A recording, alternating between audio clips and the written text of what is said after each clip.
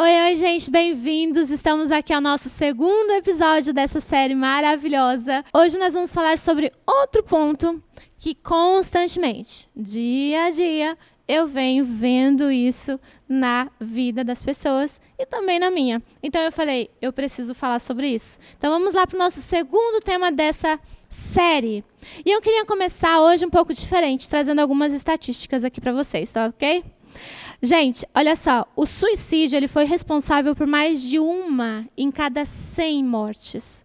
E 58% dos suicídios ocorreram antes dos 50 anos de idade. A depressão e a ansiedade elas aumentaram 25% somente no primeiro ano da pandemia.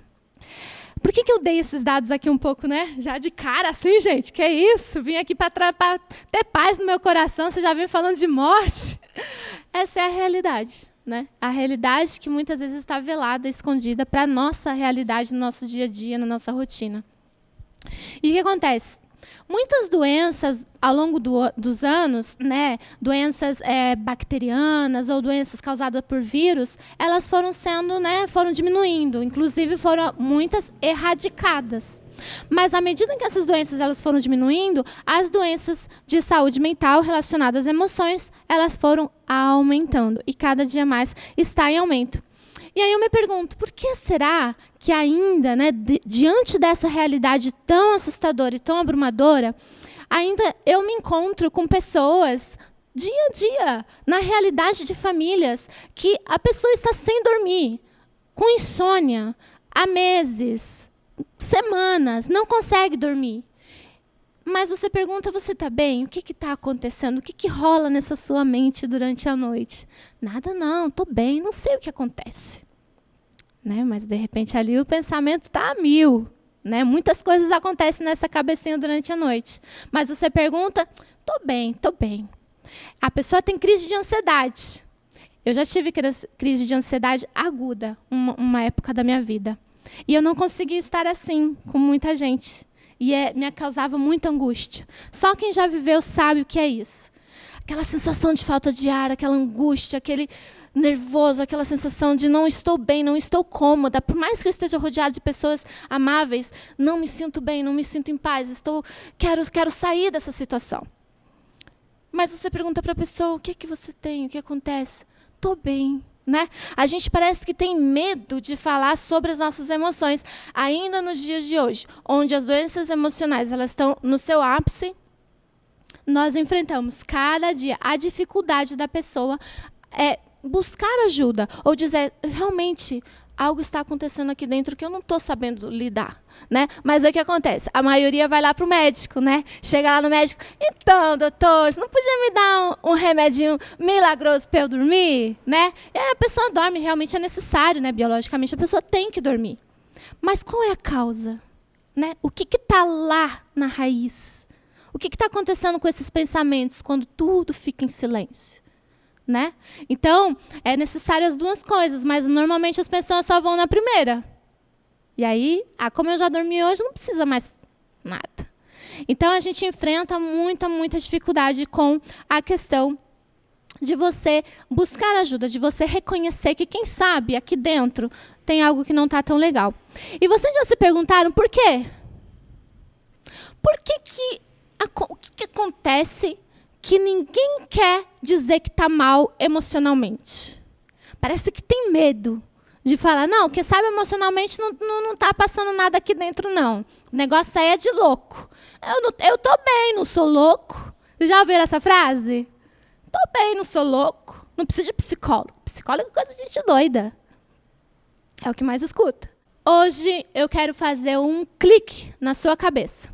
Porque isso que você tem tanto orgulho de dizer que você não está louco e que você está bem, quem sabe é só fruto de uma história que veio se repetindo anos e anos e anos, e você chegou até você, e você acha que é você que acha, mas na verdade não é você que acha. Deu para entender? Não é você que acha, você só está repetindo algo que foi dito há séculos atrás. Vamos lá. Agora o desafio você a prestar muita atenção aqui agora, tá certo? Combinado? Combinado? Vocês já ouviram falar de Platão? Todo mundo, né? Dicotomia grega. Mais ou menos? Alguém sim, sim, sim. Ok, vamos lá. Teve uma época lá, muitos tempos antes, né? Lá, muitos anos antes. Eu vou simplificar bastante aqui, tá, gente? Que o tempo corre. Mas onde, né, os gregos lá, eles tinham um deus para tudo. Eles tinham um deus para a água, deus para o vento, deus para o choro, deus para o riso, deus para a camiseta, deus, né, modo de falar. Mas eles tinham muitos deuses. Então, o que aconteceu? Eles começaram a se questionar. Poxa, né, a gente tem que achar uma maneira mais simples de explicar de onde nós viemos, para onde nós vamos, quem é o ser humano, de onde... Começaram a se questionar. E Platão foi um dos primeiros filósofos gregos que fez aí esse resumo. E ele chegou numa conclusão. Uma conclusão que eu vou simplificar bastante aqui, mas vai dar para entender o que eu quero dizer. Ele chegou na conclusão de que assim, nós viemos e nós temos dois mundos. O mundo que está lá, o mundo das ideias, mas não é o mundo das ideias, tipo, tive uma ideia. É o mundo das ideias. Tipo assim, é o mundo perfeito. É o mundo de onde tudo vem, de onde todas as ideias, né, tudo vem de lá. Lá é tudo legal. E nós temos um mundo sensível, né? Sensitivo, da sensibilidade. E a nossa carne, o nosso corpo, ele é uma prisão. Ele é horrível, porque ele está prendendo a alma. Porque a alma, ela é lá do mundo das ideias. Então, assim, o mundo das ideias, ok. O mundo sensível, não tão ok. Sabe por quê? Porque ele acreditava que lá era tudo legal. E aqui era tudo tipo uma cópia. E cópia, normalmente, o que acontece com cópia? Cópia normalmente tem um defeitinho, né? Nunca é igual ao original. Então, para ele, esse mundo onde a gente vive era uma cópia. Então, tipo assim, aqui a gente estava meio que defeituoso, para dizer assim, de maneira simples. E, para que a nossa alma chegasse mais perto lá do mundo das ideias, era através do quê? Da racionalidade, da razão. Quanto mais racional você fosse... Gente, eu estou simplificando aqui, tá? Por favor. Mas quanto mais racional você fosse, mais próximo do mundo das ideias você estava. E quanto mais carnal, mais sensível, mais impulsivo, mais, né? Mais cópia, mais de segunda classe você seria. Então, ao longo da história, tudo isso foi modificado. Os próprios alunos ali de Platão mudaram um pouquinho a ideia dele. Mas... essa origem, sabe quando tem assim uma receita, que a base é a mesma, mas a gente muda alguns ingredientes, e aí você vai modificando aquele ingrediente, tipo brigadeiro e beijinho, né? A base é o quê? A base é a mesma, mas muda aí alguns detalhes, né? Gente, brigadeiro e beijinho, para você que vai escutar em espanhol isso aqui depois, é um doce brasileiro, onde a base é leite condensado. E aí só muda que uma leva chocolate e a outra muda que tem coco. Basicamente, essa é a diferença. Mas, então, depois, ao longo da história, essa ideia foi mudando, né? Foi tendo ali umas mudanças. Mas essa essência, esse ponto... é o que eu quero trazer para vocês hoje, onde muitos científicos, muita gente que hoje fala das emoções, inclusive Damásio, né, que é um cara que estuda ali o nosso cérebro, né, que ele entende hoje em dia que não existe uma diferença tão grande assim quando a gente fala assim, vou tomar uma decisão racional, né? Ele questiona isso e ele fala assim, será que você consegue tomar uma decisão racional, sendo que tudo que você viveu na vida, todas as suas emoções influenciam em todas as decisões que você toma? Então, ele questiona isso. Mas, resumindo, então, essa história lá, né, dos filósofos gregos, essa dicotomia, né, de alma e corpo, ela veio na história. Ela veio na história, e ela chegou mais ou menos na gente nessa ideia de quanto mais racional você for, mais superior eu sou. Quanto mais emocional você for, mais de segunda classe você é. Esse negócio de emoção é gente frágil, entendeu? Porque é só de cópias, né? É para esse mundo aqui de cópias. Então, durante os anos, né, a gente pensou assim, quem é mais racional é uma pessoa que, né, é elevada, quem é emocional é uma pessoa frágil. E aí, ao longo da história, a gente se baseou nisso. Em muitos estudos, muitas teorias, muitas coisas que foram feitas, teve essa base do bolo. Entenderam? E aí, recentemente, houve uma questão. Será mesmo que as pessoas racionais, elas são mais felizes? Será que realmente elas têm mais êxito na vida? E, para o susto de todos, os estudos têm mostrado que não tanto. E aí surgiu teorias, como a teoria da inteligência emocional, onde fala que uma pessoa que tem uma inteligência emocional, ela pode alcançar um bem-estar maior na vida do que uma pessoa que tem um QI alto. Vocês lembram quando a gente estava na escola? Eu sou dessa geração, tá? Pode ser que eu já esteja ficando velha, não sei. Sou dessa geração. Quando a pessoa fazia um teste de QI, né? E ela tirava ali um QI bem alto, nossa! Caraca, essa pessoa tirou um QI alto, ela vai ter muito sucesso na vida. Por quê? Porque ela vai ser um bom aluno, ela vai tirar a melhor nota, ela vai ir para a faculdade, ela vai tirar... E na faculdade, né, alguns anos atrás, era sinônimo de sucesso, né? Tipo assim, vou ganhar dinheiro. Então, a pessoa tirou ali um teste de QI alto, caramba, já é tipo assim, já estamos dizendo que ela vai ter um futuro próspero. Mas, ao longo da história, o que a gente viu? Não foi muito bem assim. Por quê? Porque você pegava duas pessoas maravilhosas, com um currículo perfeito, técnico até não querer mais. E aí colocava em equipe para trabalhar. E o que é que acontecia? Não conseguia trabalhar em equipe, não conseguia lidar com o ser humano, não conseguia gestionar as próprias emoções, não conseguia ter ali um ambiente de trabalho saudável. Então, o que é que deu no final?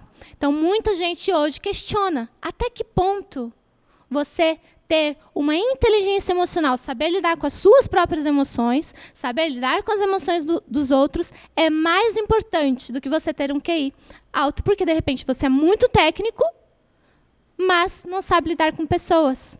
Ou você não tem tanto conhecimento assim, você não é tão intelectual, mas a tua vida, a sensação de plenitude é maior. Por quê? Porque eu tenho amigos que são leais, eu tenho amigos que me fazem bem, eu consegui ter um relacionamento legal. Por quê? Porque eu gestionei bem minhas emoções, gestionei a do outro. Porque eu consigo lidar melhor com a minha família. No meu trabalho, poxa, eu consigo criar um ambiente legal no meu trabalho. Independente, às vezes, do seu QI ser tão alto ou não. Então, nós entramos ali na questão, na divisão da alma e do corpo, e até chegar até a gente, chegou essa ideia, né, de racionalidade, emoção, e aí, hoje em dia, está tudo questionado. Hoje em dia, está tudo sendo demonstrado o contrário. Né? Por quê? Agora eu quero tirar do meu lado mais de teologia aqui, né? Lá no Éden, quando Deus criou o ser humano lá em Gênesis, ele fez o que a gente chama um bonequinho de barro, né? Ele fez lá um bonequinho de barro. E aí ele soprou o sopro de vida.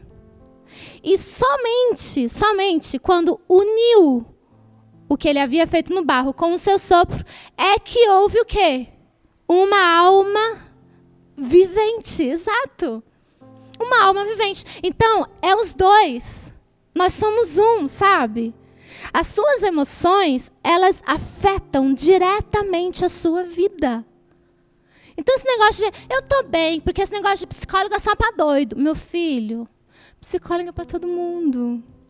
Emoções, está na sua pele, está na maneira como você pensa. Só que por conta de séculos e séculos de história que vieram se repetindo. Sabe aquele eco? Vocês já foram numa gruta, numa caverna, onde vocês fazem, e aí fica, sabe? Aquele negócio, aquele eco assim, bem longo. É mais ou menos isso que acontece com a gente com relação às emoções. Foi criada uma ideia lá atrás e veio esse eco aí no nosso ouvido. Emoções são ruins, emoções é de louco, emoções não é legal, emoções é de gente frágil. Entende? Eu tenho que ser racional. Não, eu tenho que, né? Gente, nós somos um só. E eu acho muito curioso que a Bíblia, né, lá em Gênesis, a Bíblia, o Antigo Testamento, né, ali no primeiro livro, ela não faz essa distinção. Nós somos uma alma vivente. Sem o ar, sem o sopro de vida, a gente seria barro. E sem o barro que Deus fez, nós seríamos só um respirar de Deus, né? Um sopro de vida que estaria ali em Deus. Então, eu só queria convidar vocês hoje nessa reflexão a repensar a questão das emoções. Se você está aí dentro de casa, gente, eu queria dizer do mais profundo do meu coração, eu já vi homens perderem a mulher da sua vida, que amavam profundamente. Porque em um momento dado, por conta do trabalho, por conta do estresse, por conta de vida financeira, as emoções se abalaram. E aí eles não conseguiram lidar com as emoções. E durante alguns anos a esposa ficou ali do lado, lutando com ele. Mas chegou um momento que não conseguiu. Porque tem horas na vida que se você não quer, não tem quem ajude. Outro dia eu escutava, né, um sermão de um pastor que falava, a gente tem que querer. Até mesmo que Deus atue na nossa vida, a gente tem que querer. Então, eu quero convidar humildemente você para olhar para as suas emoções. E se algo no mais mínimo do seu coração, você acha que as suas emoções não estão legal, se dentro do seu coração alguma coisa relacionada à sua ansiedade, à sua insônia, à sua angústia, você sente que não está sabendo lidar com alguma coisa aí dentro, busca ajuda, por favor, busca ajuda. Ai, não tenho dinheiro, Tânia, vai ler um livro, vai ver vídeos como esse, vai em palestras, vai no que você puder fazer, mas faça, mas vá, busque ajuda. Porque é um estudo que eu até falei esses dias, numa programação do Vocal Livre, que eu estava lá fazendo a pregação, gente, tenho muito orgulho disso, eu vou falar para sempre. Aí, estava lá e eu comentei de um estudo de uns velhinhos que falam assim, é um dos estudos mais grandes, e por isso que eu sempre falo dele, porque é o único, assim, que é tão grande, né? Ele acompanhou vários homens ao longo da sua vida, e hoje o estudo já chegou nos filhos, nas esposas e até nos netos. Então, eles estão acompanhando, né, a vida dessas pessoas até mesmo nas outras gerações. Então, o que acontecia? No começo, eles perguntavam para as pessoas relação de bem-estar, faziam exames, todo tipo de exame que vocês imaginarem, colesterol, coração, sei lá, imagina tudo, que eu não sou médica, né, eu sou outra área. Então, imagina todos esses exames físicos, biológicos, né? Eles também faziam exames de bem-estar comportamental e coisas assim. E aí, no começo, lá quando eles eram jovens, eles falavam assim, nossa, eu acho que para eu ter uma vida legal, eu preciso ter uma casa legal, eu preciso ter um carro legal, eu preciso me formar, preciso isso, preciso aquilo. E eles falavam assim. E aí, lá depois de anos, tá, gente? Estou resumindo muito aqui, que tem pouco tempo. Então, lá depois de anos, eles foram estudar os velhinhos de novo. Mas aí eles já estavam velhinhos, né, os jovens lá, né? E aí eles viram quem que tinha tido menos Alzheimer, menos ataque cardíaco, o colesterol mais legal, quem tinha tido uma velhice mais com condições, né, assim, legal, que estava ali tudo em dia. E resulta que a conclusão que eles chegaram era que as pessoas que tinham tido melhores relacionamentos na vida eram as que tinham e estavam com melhor saúde. Relacionamentos. Então, o que eu quero dizer com isso? É que hoje, se você está dando as costas para suas emoções, você pode estar perdendo um relacionamento legal. Um relacionamento legal com um amigo, um relacionamento legal no seu trabalho, um relacionamento legal com seus filhos. E lá a longo prazo, a sua saúde pode ser afetada por isso. Pela qualidade das relações que você teve ao longo da vida. Já imaginou isso? Já imaginou, gente, quão importante é isso? Quão importante é você cuidar das suas emoções? Porque uma pessoa que não cuida das emoções, é bem difícil se relacionar com outras, né? É bem difícil manter ali uma relação tranquila, legal, entender. Se você não entende as suas próprias emoções, como é que você vai entender no outro? Entende? Então, hoje eu queria deixar para vocês que Jesus, gente, ele era um mestre das emoções. E eu amo Jesus por isso. Eu amo Jesus por isso. Porque ele, quando ele fazia os milagres, a gente acha assim, ele curou o fluxo de sangue da mulher. Que lindo! Top, maravilhoso, real. Mas quando ele curou aquela mulher, ele restaurou a vida social dela. Ele restaurou a vida familiar dela. Ele restaurou a autoestima dela. Ele restaurou as emoções dela. Você está entendendo? Jesus era o mestre das emoções. E toda a cura que ele fazia era completa. E eu estou aqui, eu não sou Jesus, né?